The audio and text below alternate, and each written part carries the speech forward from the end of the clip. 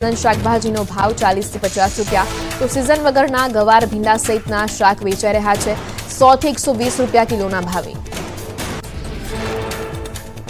ભાજપના જિલ્લા પ્રમુખની નિયુક્તિ પહેલા મળશે પ્રદેશ ભાજપની બેઠક। જિલ્લા પ્રમુખો નિયુક્તિની રૂપરેખા અંગે કરાશે ચર્ચા।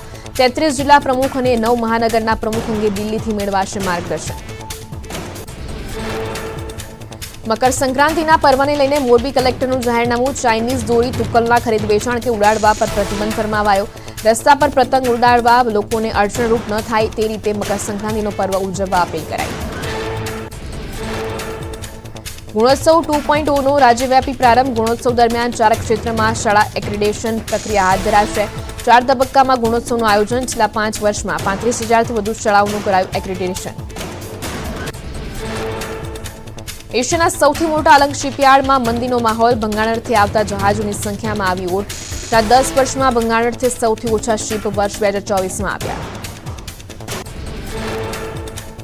ઉત્તર પ્રદેશના વારાણસીની તર્જ પર ગુજરાતના યાત્રાધામ અંબાજીનો કરાશે વિકાસ। વિવિધ પ્રોજેક્ટના નિર્માણ કાર્યોનો આજથી શુભારંભ।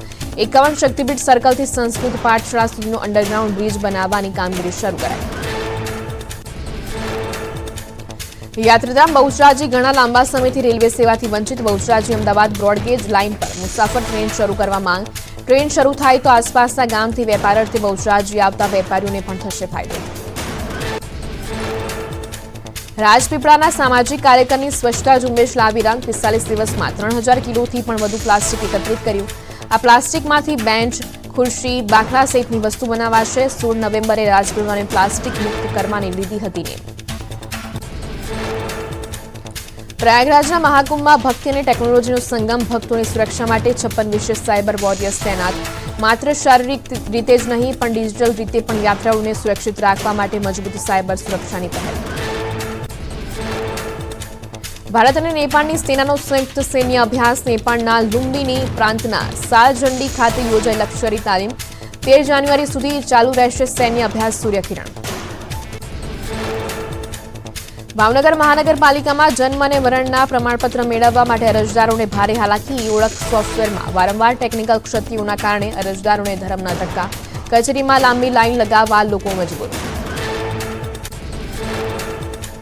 ઊંઝામાં પતંગની દોરીથી બચવા સેફટી ગાર્ડ લગાવવા 2 વ્હીલર ચાલકોની લાઇન। એપીએમસીના પૂર્વ ચેરમેન દિનેશભાઈ પટેલે કર્યું આયોજન। ઊંઝા એપીએમસી ખાતે 2 વ્હીલર ચાલકોને નિઃશુલ્ક સેફટી ગાર્ડ લગાવી અપાયા।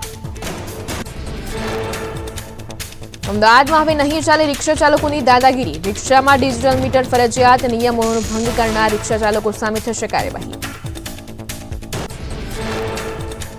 નિયમ છતાં અમદાવાદમાં અનેક રિક્ષા ચાલકોએ રિક્ષામાં નથી લગાવ્યા ડિજિટલ મીટર। કારણ પૂછતા કર્યા અવનવા બહાના। મીટર લગાવવા માટે હજુ થોડો સમય આપવાની કરી માંગ। અમદાવાદમાં ગાહેર દ્વારા 3 દિવસીય પ્રોપર્ટી શોનું આયોજન। 3 થી 5 જાન્યુઆરી દરમિયાન 19મો પ્રોપર્ટી શો યોજાશે। 60 થી વધુ ડેવલપર્સ ભાગ લેશે। 1.5 લાખથી વધુ લોકો મુલાકાત લે તેવી શક્યતા।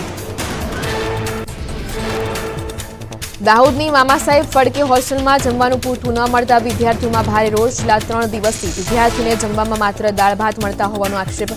હોસ્ટેલમાં નહાવા માટે ગરમ પાણી પણ ન મળતું હોવાનો આક્ષેપ। વિદ્યાર્થીઓએ ઝડપથી સમસ્યા નિરાકરણની કરી માંગ। બોટાદ શહેરના ખોડિયારનગર વિસ્તારની પ્રાથમિક શાળા વિવાદમાં। શાળાના ખેલ સહાયકે પરીક્ષામાં કોપી કેસ થતો હોવાનો વિડીયો કર્યો વાયરલ। કોપી કેસ બંધ કરાવી કેમેરા ફરી ક્લાસરૂમમાં લગાવવા માંગ કરાઈ। શાળામાં શિક્ષણ કાર્ય યોગ્ય ન હોવાથી વિદ્યાર્થીઓનો ડ્રોપ આઉટ રેશિયો વધ્યો હોવાનો પણ આક્ષેપ। સ્થાનિકો શાળાએ રજૂઆત કરવા જતાં આચાર્ય શાળામાં ગેરહાજર હોવાનું સામે આવ્યું।